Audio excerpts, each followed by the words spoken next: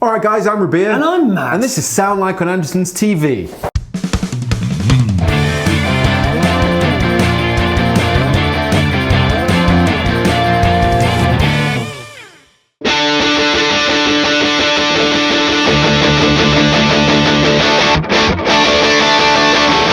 Matthew. Rabea. Some may argue that love is a chemical sort of reaction in the brain, in the body, and in the soul. Yes. Some people have a spherical bromance. They do. So today we're going to try and sound like My Chemical Romance. There you go. And basically give it our best shot. You know, did they release a new album recently? They just reformed. They haven't released a new album yet. Okay, that was what I meant to say. Either way, let's find some guitars. Let's do it. So I'm going to be Ray Toro. And I'm going to be Frank Iero, I believe you say his name. There you go. Ray Toro, or at least to the best of my knowledge, Ray uses Gibson, Marshall. That's his kind of combo, classic. So immediately I found this because it was just floating there beautifully next to us. This is the Epiphone. This is just a Les Paul Custom Pro, basically. Sweet. By Epiphone. So it's crafted in China. I believe this one's made in China. It doesn't actually say. I think it is. Probably made in China because it's for £499. So that's 1/3 of my budget blown on the guitar. Coil splits, double humbucker. It's a Les Paul Custom. So you can't really stray far from the path. There you go. I'm also going to get a Les Paul. So Frank Iero, he plays a white one, but obviously we wouldn't choose a guitar just for colour. This is an Epiphone limited edition Les Paul Custom Lite in Alpine White. Why is yours an extra £30? How much is yours? $499. Mine's $529. I think white's a little bit more of an expensive colour. Is it? We've got the same knobs, the same pick guard, the same pickups, the same switch, the same headstock. Mine's a Custom Pro, yours is a Custom Lite. We've just been reliably informed that the light of this guitar means it's light. Literally means it's lighter. There you go. Chambered. And this one is heavier. So this is what your arms will Yeah, look let like me hold if you're this holding one. them. Pass me this. Yeah, this is good. This is good. Yeah, let's try this one. Now we're in the world of amplification, specifically Marshall. Yes, indeed. As I mentioned before, Ray Toro plays Gibson and Marshall. They did the Origin stuff, the 20 watt, which would be good for, I guess, a few reasons, but it would need pedals to push it. Okay. This guitar is £499. You've got a lot of budget to play with. I'm thinking of getting the Silver Jubilee. This is the 2525C. It's 800.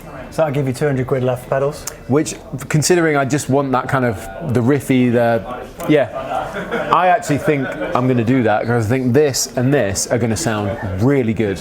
Amazing. I'm going to choose an Orange Tremolo 30. Oh yeah? Yes. They're about £900. And I just happen to have one in the video room. Frank Iero plays Orange and Les Pauls. But the tremolo doesn't really have a lot of gain in it. No, it doesn't. So he also uses a blues driver. Okay. And a swollen pickle, I believe.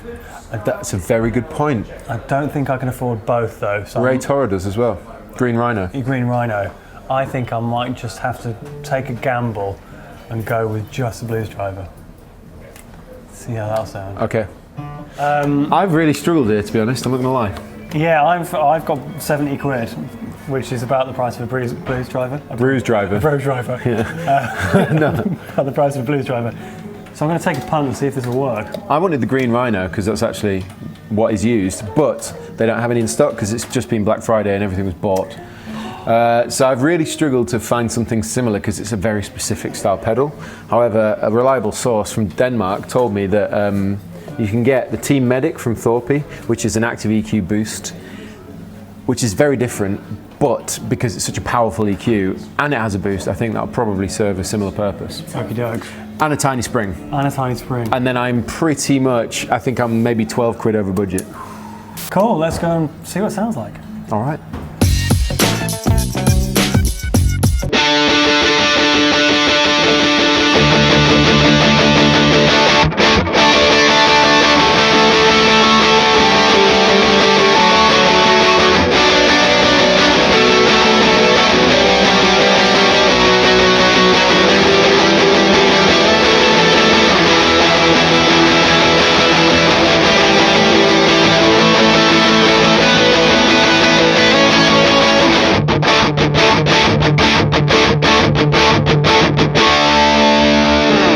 And we're back in the video room. We are in this emotional adventure to sound like My Chemical Romance. It's a really PC way of saying emo. It is. Which was a genre of music back in the day, but I think nowadays it's not quite a nice thing to say about a certain style. The emo kid was in his prime. So yeah, emotional punk. Emotional punk rock, there you go. How about that? Yeah, that works. It does. But also, I mean, fair play to them. I haven't listened to My Chemical Romance in a very long time. Yeah.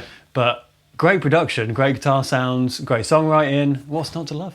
Yeah, that's it. I mean, I think we must have been at school when they came on the scene. Oh yeah, definitely. I remember I was going out with my first girlfriend at the time. Right. We listened to it in her car. That's another one of those bands from that era of skating and being at school and just having fun in the summer holidays and all. I remember like that, the young teenage years. Yeah, yeah. That's what reminds me of. Yes. So if you are our age, reminisce with us. Yes. If you're not, just listen to My Chemical Romance and pretend. Do it.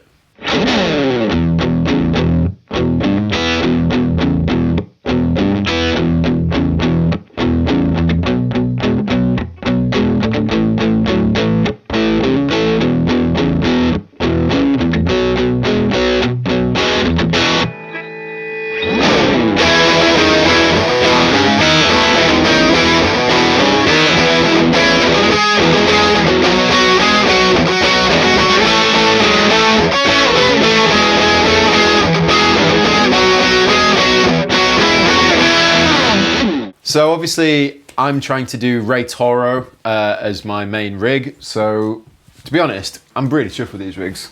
They are pretty great. And we were just saying before how great, well I was saying really, Yeah. how great it is to play riffs with two Les Paul rigs. Yes.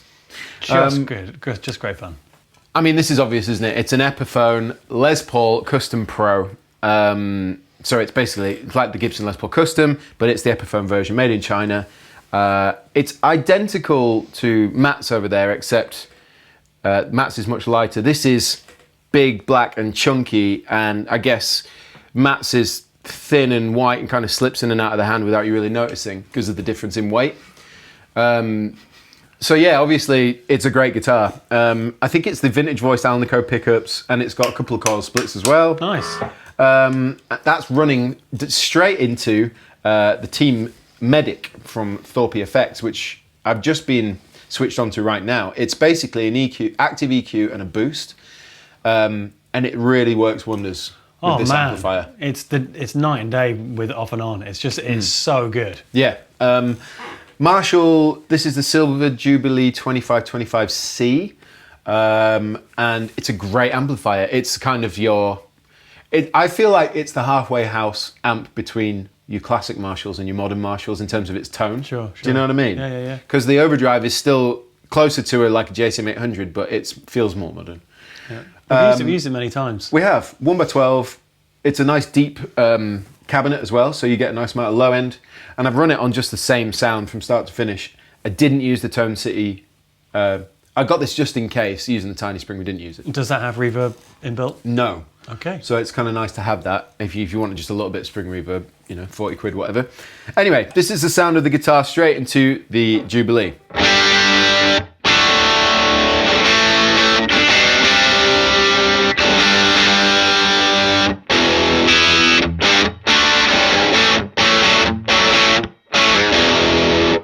So Nice. It's very Marshall-y, very bright, very intense. Yeah, but turn this on.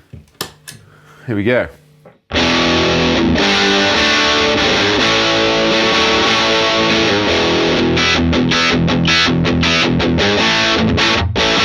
So that's immediately thicker, it's tamed the high end, all that kind of stuff. But then you got this switch, which turns on the boost.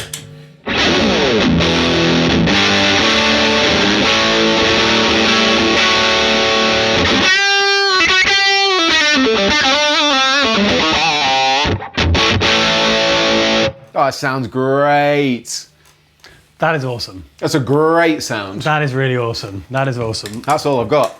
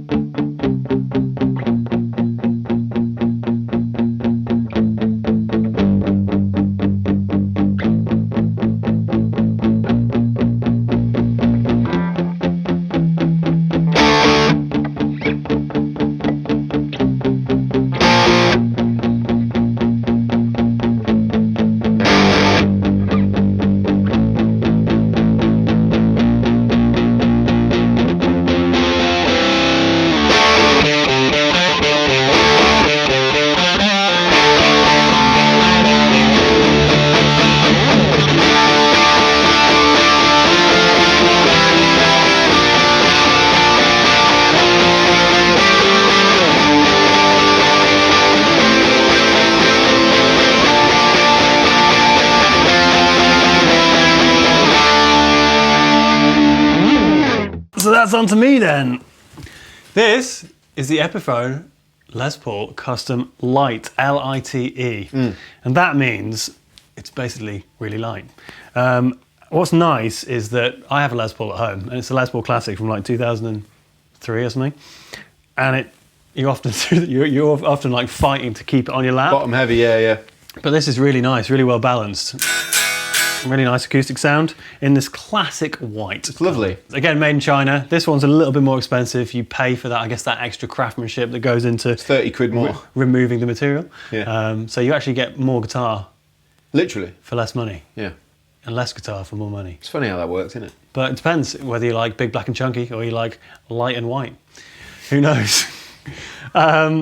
My guitar runs directly into this, which is the BD2 from BOSS. It's the Blues Driver. And this is something that Frank Iero, I hope I'm pronouncing your name correctly. If you're watching, you're probably not, but I hope I'm pronouncing your name correctly, even if you're not watching.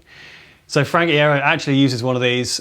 So that is, the level's really high, the gain's really low, kind of that Tube Screamer amp push setting-ish. I have a slight hunch. Go on. I think he uses that because that is the same pedal that Billy Joe Armstrong has used his entire career. Could be. And Green Could Day be. have been around way before My Chemical Romance, and I feel like There's a bit of inspiration there. and I wouldn't surprise I reckon your me. guy's influenced by Slash.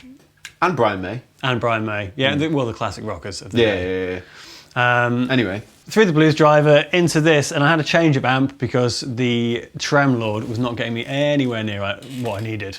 So this is the Rocker 15 Terra. These are about 550 quid, and that's running into this, which is Pete's Purple 1x12 cabinet, which has got a cream back in it, and these are 400 quid. So my amp cost me 50 quid extra, so it's 950 in total. But I think I'm about 15, 20 quid over budget, which isn't too bad. Yeah, you literally just, I think that's what's knocking you over. 75, yeah. And the fact that that's a bit lighter and more expensive. Exactly. So, but all in all, anyway, it sounds like this. Straight into the amplifier.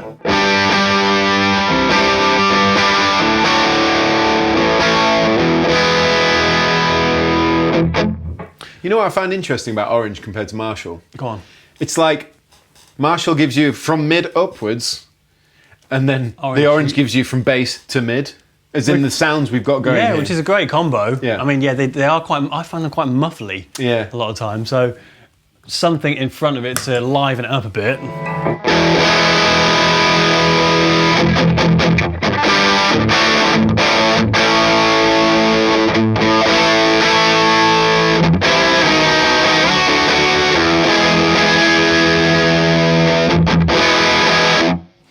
Yeah, that sounds to me like a wide open, really grunty British amplifier. That's what that sounds like. It's a great sound. So I'm pretty pleased with how it turned out, to be honest. Yeah, 3 nice simple bits of gear. Same for you. Yeah, 2 literally. great sounds. Yeah, both well under budget. Like, put it this way, if you're in the market for something I say semi-professional, easily you could use this on a professional gig circuit. Sure. In all fairness, I think, as far as my rig's concerned, I would have loved something like this when I was younger. Probably Likewise. when I was young enough to listen to My Chemical Romance. Yes, which is...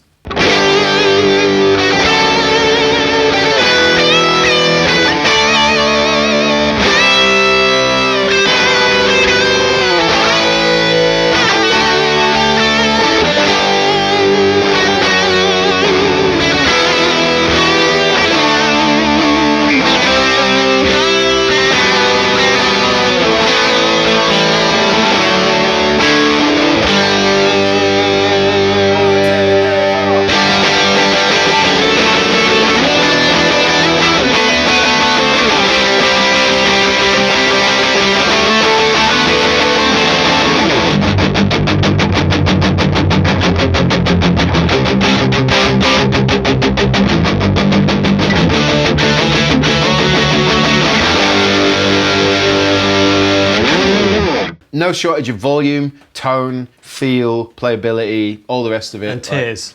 Tears. I'm really impressed with this particular rig, so... And me too. Thumbs up. Me too. Nice one. Well, let us know how you think we did. Did we sound like My Chemical Romance? Yes. Let us know also who else you'd like us to sound like. Yes, we will link all this gear into the description box. And I've been Rabea. And I've been Matt. And this has been Sound Like on Andertons TV. Ciao. Goodbye. For now. Ah!